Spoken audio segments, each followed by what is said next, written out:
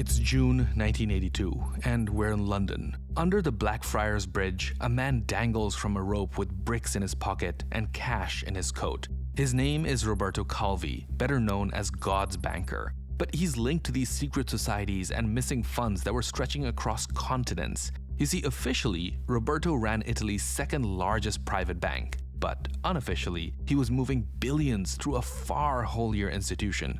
Roberto's death was suspicious, and his connections to the Vatican raised a lot of questions. You see, the Vatican Bank is a unique entity. There's none like it, and they've done a lot of good in the world through charitable efforts. That's undeniable. But they've also enabled dictators and very unscrupulous characters. So to fully understand the influence and reach of the Vatican Bank, we first need to take a very hard look at what happens when faith and finance are interlinked.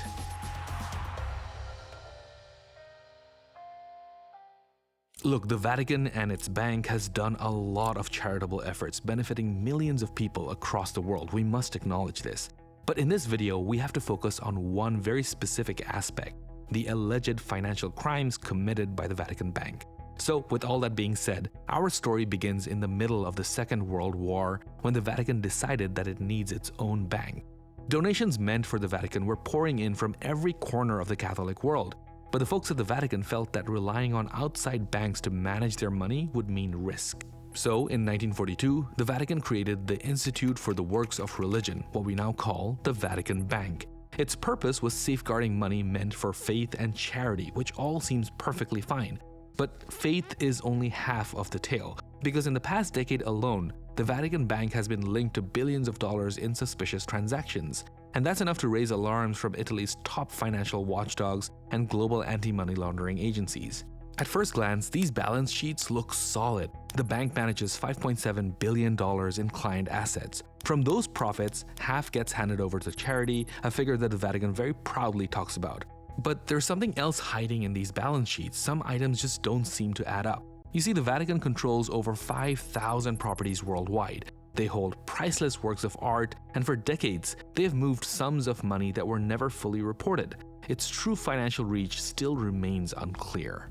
Hey, real quick, I get a lot of requests asking for more details about the topics that I cover in my videos. That's why I started a newsletter on Substack. There's a free version where you can get some limited content, or you can pay a small fee for the paid version where you get exclusive access to these YouTube videos 24 hours before anyone sees them. That gives you a chance to leave your comments before anyone else. And you'll also get exclusive newsletters with juicy details that never make it to these YouTube videos. You can go to this website or scan this QR code to subscribe. I'd really appreciate your support. Anyway, back to the video. From the very beginning, the Vatican Bank was nothing like Wall Street. There were no investors, no quarterly reports, no markets ready to punish weakness. It was just built for a very different world. This meant that it could potentially hide secrets better than any other financial firms. Its framework grew out of the church's need to balance two worlds, the spiritual and the financial. The Vatican served priests, nuns, missions, and Catholic institutions across the globe. Every account was supposed to reflect Catholic teachings of honesty, transparency, and social welfare. That moral promise is what set the bank apart.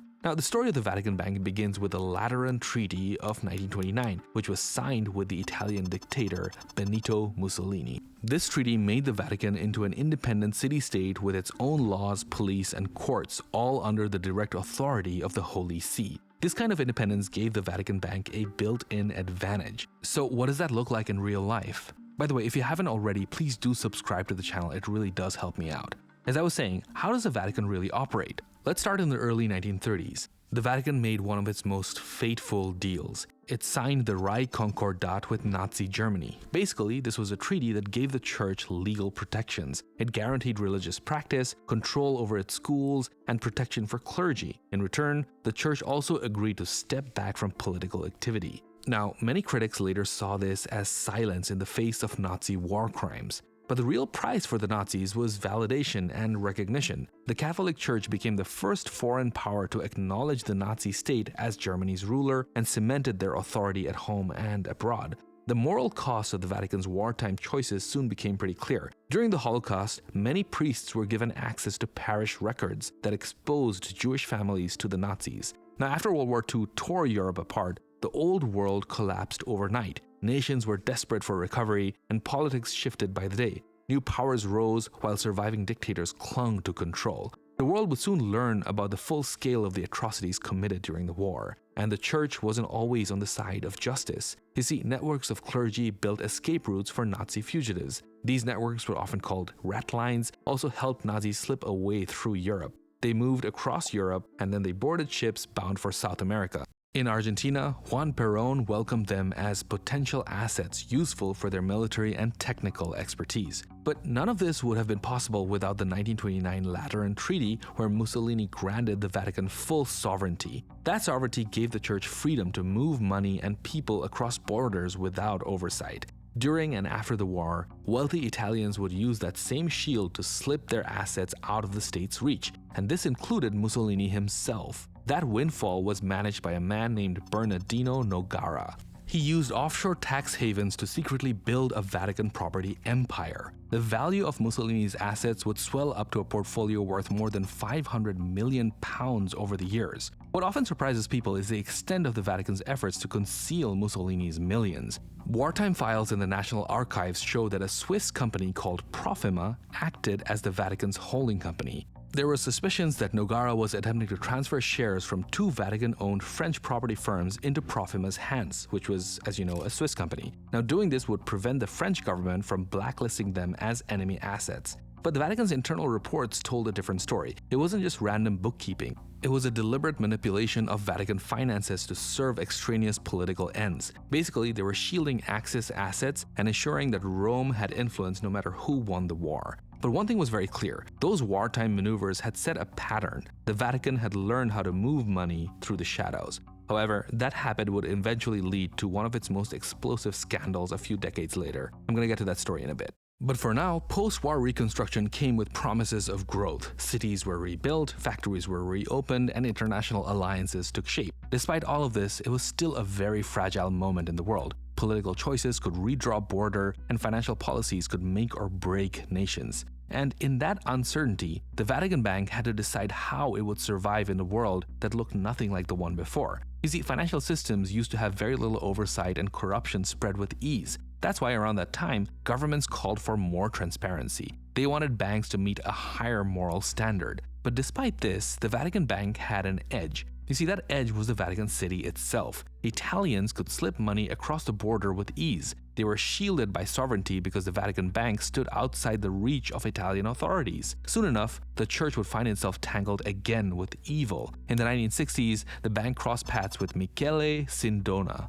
Now, Michele came with deep ties to the mafia and access to a clandestine Masonic lodge. I'll talk about the significance of this Masonic lodge later on, but through the Vatican's accounts, he washed money and dodged taxes until his empire had collapsed in 1974. His downfall not only exposed his connections to the organized crime world, but also left the Vatican itself millions of dollars poorer. But the biggest scandal would erupt a few years later with a ghost from the past. What was meant to be a safe haven for priests and nuns had long provided cover for fortunes that just couldn't withstand scrutiny. Soon, Holocaust survivors began to raise questions. These were people who had endured unimaginable loss. Their families were murdered, and their homes and their belongings and their assets were just stolen. The survivors would finally have their day in court. They accused the Vatican Bank of holding assets looted under the Nazi-backed Ustaše regime in Croatia. The Ustaše were a fascist movement that ruled Croatia during the Second World War. They were notorious for mass killings, forced conversion, and running brutal concentration camps. The case would eventually find its way through the US courts for years. But in the end, the survivors were given some news that they had feared all along, that the Vatican Bank was just beyond justice. There was nothing that could be done about it. You see, the lawsuit was first filed in 1999, and it was more than just money. The Holocaust survivors and their heirs asked for an accounting of what happened to their looted assets that they thought were in the Vatican vaults. They looked for restitution and recognition, but instead, they ran into an unbreakable shield of sovereign immunity. Under the Foreign Sovereign Immunities Act of 1976, foreign states and their agencies cannot be sued in US courts. By law, the Vatican Bank falls into that category. As a result, the court in the US dismissed the case, leaving survivors without any justice that they had hoped for. Beyond the injustice that the Holocaust survivors faced, their ruling shed a light on another dark reality, that the Vatican Bank had actually become a safe fortress for powerful political figures seeking untraceable financial channels. Now, because of the way that the bank is set up and its status, one could argue that the Vatican Bank really just answers to itself and nobody else. It allows for a safe space for money that was meant to stay hidden. But the truth has a unique way of always coming out, sooner or later. I want to take you through some of the scandals that the bank just couldn't hide. One of them is the Banco Ambrosiano scandal. Now, the Vatican's involvement in the Banco Ambrosiano was sealed with a few lines of ink. The Archbishop had signed letters of patronage for a number of Panamanian ghost companies that received loan money from the Banco Ambrosiano. These letters stated that those ghost companies set up in Panama were controlled by the Vatican Bank, and apparently those letters were intended to serve as references or guarantees for the lender. As a result, $1.3 billion in loans disappeared into these shell companies. Now, when this came to light, the Vatican could not deny its role in facilitating these loans. It was one of the darkest stains on their financial history. Now, it's important to note that the Vatican actually never accepted legal blame for the Ambrosiano disaster. They still paid $406 million in 1984 to the creditors, the ones who gave the loans. Vatican officials said that it was their moral responsibility. This helped to soften the blow to the bank, but I can certainly see how many people would find this payment highly suspicious. The scandal soon turned much darker. As I mentioned at the beginning of the video, in 1982, Roberto Calvi was found hanging in the Blackfriars Bridge in London. He was the Vatican Bank's chairman and a close associate of Archbishop Marcinkus. Calvi had been called God's banker. He was a man who funneled illicit money through the Vatican while building debts that spiraled into billions of dollars. His death was first ruled as a suicide, but later it was revealed that it was murder. Most believe that it was a mafia's revenge. You see, the Vatican Bank provided something unique that dictators and diplomats and unscrupulous characters like the mafia wanted. The status made it a magnet for money that just could not be tracked. Now, remember that Masonic lodge that I talked about earlier when speaking about Michele Sindona? Well, that Masonic lodge was called P2. Just to re-jog your memory, Sindona used the Vatican Bank to launder money and evade taxes. So turns out that P2 wasn't just a Masonic lodge. It acted like a parallel state in Italy during the 70s and 80s. It meddled in coups, terrorism, and big financial scandals of the era, and it relied on hidden financial channels to do it. P2's fingerprints appeared everywhere. An attempted coup in 1970, the kidnapping and murder of Prime Minister Aldo Moro, the Bologna station bombing, and the mafia-linked financial scandals of Sindona and Banco Ambrosiano. And the Vatican Bank, well, many claim that it was linked to that network. As a shareholder in Banco Ambrosiano, the bank was tied to Roberto Calvi's web of shell companies. As I mentioned earlier, many investigators say that roughly $1.3 billion were routed through those Panamanian fronts. By the way, I made a video about the Panama Canal and offshore banking. I think you'll find it interesting, so you can check it out here. Anyway, Archbishop Paul Marcinkus that I mentioned earlier was accused of letting those moves happen. He obviously denied the charges, and the Vatican came to his defense. However, Italian prosecutors issued an arrest warrant, but they couldn't cross the Vatican walls to serve it. Because of the Lateran Treaty that I mentioned earlier that barred Italian authorities from entering the Vatican City, they just could not enter. Now you can understand how Vatican secrecy and its sovereign status allows very powerful people to just get away and disappear with their crimes. Now, because of all these scandals, reform became necessary. When Pope Francis took office in 2013, he promised change in the form of sweeping reforms, tighter oversight, and a crackdown of corruption. But none of this was still enough. A stark example comes in 2012 when JP Chase in Milan closed the Vatican Bank's account. Even though the bank made some reforms, its long history of secrecy meant that trust was gone.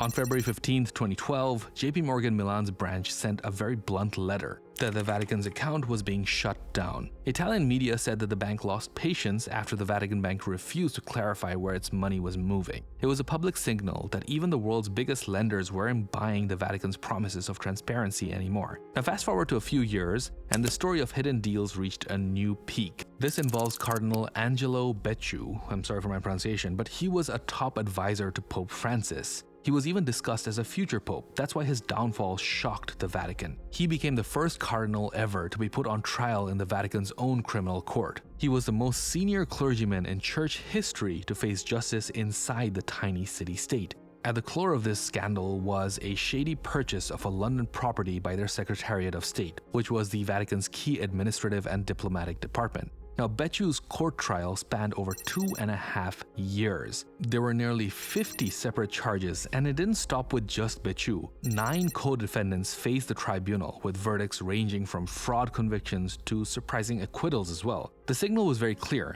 The Vatican's dirty laundry had been dragged into the public view. As a result of this mounting pressure, the Vatican Bank finally began to make reforms on how it handled money. Now let's talk about Moneyval here. Moneyval is the financial watchdog of the Council of Europe, and it had the Vatican on its radar for years. Their latest reports admit that the Vatican had cleaned things up quite a bit. The bank is now more transparent, foreign banks cooperate with them more, and their legal framework is much tighter. The latest audit rated the Vatican as mostly compliant, showing a clear progress, but still leaving some gaps to fill. Moneyval acknowledged that the Vatican's reforms were good, but still they urged stronger legal follow-through. Look, the Vatican has made strong reforms, even when it was painful for them. There's no denying this. Many illegitimate practices were discontinued, and the Vatican Bank published financial reports. Moneyval upgraded its scores for them as well. But despite all of this, you can't help but wonder what true, full transparency would mean for the Vatican Bank. I mean, full transparency would mean that their financial independence would shrink. And this is a problem because that's what makes the Vatican Bank unique, its financial independence and the city's sovereign status. Look, we talked about a very specific aspect today of the Vatican Bank, their financial crimes and the allegations against them. That was the focus of the video. But as I mentioned earlier, it's also important to acknowledge all the charitable efforts led by the Vatican that have benefited millions of people across the world. So we must acknowledge the good that they've done, while still acknowledging that when faith and finance get intertwined, there will always be some inevitable disastrous outcomes. For nearly a century, sovereignty had been the Vatican's greatest assets, shielding it from courts, regulators, and the kind of scrutiny every other banks face. We must acknowledge that reforms have indeed been implemented. I mean, today audits are stricter, prosecutions are no longer unthinkable, and scandals now make headlines. They're loud instead of just being whispered about. So there's a lot more transparency for sure compared to just a few years ago. But the paradox still remains. Full transparency would strip the Vatican of the very independence it guards above all. So the mystery endures. The question is not whether the Vatican Bank has changed, it definitely has. The question is whether the reforms and changes are enough. Because as long as secrecy is protected by sanctity, the line between salvation and scandal will always remain dangerously thin. If you've made it this far into the video, please leave an upside down smiley emoji in the comments. That way I'll know how many of you have made it till the end. And by the way, there's another person in history who was also called God's banker, and I made a documentary about him, Jakob Fugger. So check it out over here, and please do subscribe to the channel if you haven't already. Thanks so much for watching, and I'll see you soon.